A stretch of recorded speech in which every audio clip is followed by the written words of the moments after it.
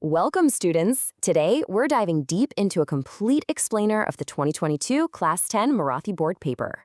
If you've been feeling even a little bit of exam pressure, just take a deep breath. I'm going to be your personal coach today, and we're going to break down every single question so you can write your answers in pure, simple Marathi. Let's get right into it. We'll be tackling this 80-mark paper chronologically, so we'll go step by step through prose, poetry, rapid reading, grammar, and finally, writing skills. Starting off with Section 1, Prose. This is all about finding the answers right there in the text. All right, take a look at our first passage. It features a beautiful description of the banks of the Krishna River. Now, when you're reading this, don't get bogged down by every single complex sentence. If you just focus on the keywords, spotting the answers for the fill-in-the-blanks and web diagrams becomes incredibly easy. See, the answers are literally hiding in plain sight. For example, what's the river's name? It's right there, Krishna. What was the mother's work? Catching fish, or in simple Marathi, मासे पकडण्याचा उद्योग. Spotting these exact phrases instantly locks in your first few marks. Moving on to the second passage, we meet Niranjan. He's an incredibly honest and hardworking student. This passage tells an inspiring story about how his entire education depends on his absolute dedication and merit. Breaking down the questions for this part, the logic is super straightforward. Why did Batsale Guruji pay Niranjan's expenses? Simply because his uncle left and never returned. And why did Niranjan study so relentlessly? Because of his extreme poverty and Guruji's strict condition, he would only fund Niranjan as long as he kept securing the first rank. Presenting these exact, simple Marathi answers is exactly what the examiner is looking for.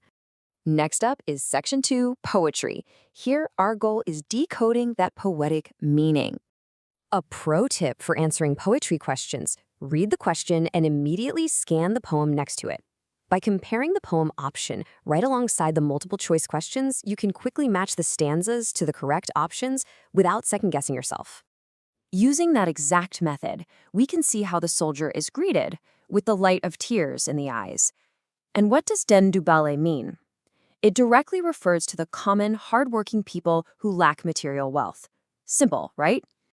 Now, let's look at these incredibly powerful concluding lines from the poem. They basically say that countless lights are protecting you, and this is the one true blessing from the humble people. The exam asks us to explain the kavya soundarya, or the beauty of this meaning. So how do we write this in pure, simple Marathi? The core meaning is profound.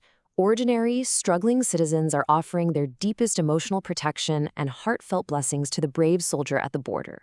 If you express this pure, raw emotion in your own simple words, you're absolutely going to score full marks here.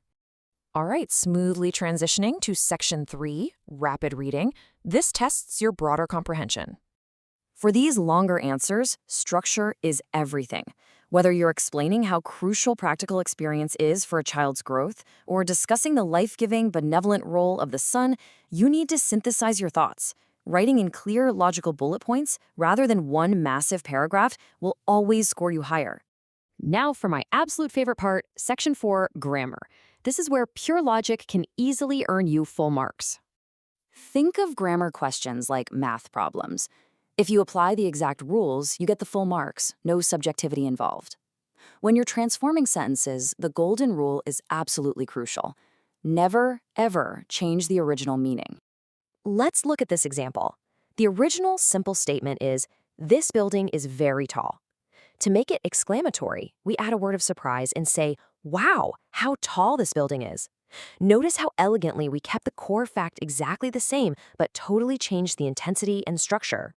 For the vocabulary portion, your everyday Marathi is your best friend. Quick recall is all you need here. Mitra means friend, so a synonym is sakha or dost. The opposite of lahan, which is small, is obviously big. And someone who can read and write is sakshar. You can confidently secure full marks in this section. Finally, we reach Section 5, Writing Skills. This is the highest scoring framework of the entire blueprint. Let's analyze the formal letter prompt. You're acting as a student representative and you need to write to the headmaster requesting the school auditorium for a one-act play competition. To maximize your score, stick to this exact blueprint. Start with the date and sender's name. Respectfully address the headmaster, write a crisp one-line subject, and use Mahode to begin your polite request. Finally, use a formal sign-off. Nail this format and the marks are yours. Next is the story writing section, where they give you a basic skeleton. A poor boy desperately needs money to pay his fees. He finds a wallet full of cash, but instead of keeping it, he takes it straight to the police and gets a well-deserved reward.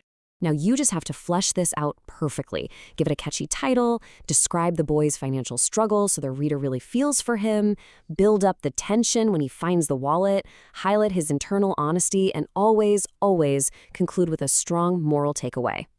For the final 8-mark essay, you have 3 distinct options. You can vividly describe an event, like Marathi Bhasha Din at school. You can write an emotional autobiography of a tree, or you can logically argue a reflective piece on why nature is our ultimate teacher. Just pick the format where you feel most confident expressing your thoughts creatively. Having broken down this entire 80-mark blueprint into pure, simple, and actionable steps, a lot of that exam fear has probably disappeared, right? You can see how manageable this paper really is with the right strategy. So the only question left is, how prepared do you feel to confidently conquer your upcoming board exam? Stay calm, apply these frameworks, and you're going to do great.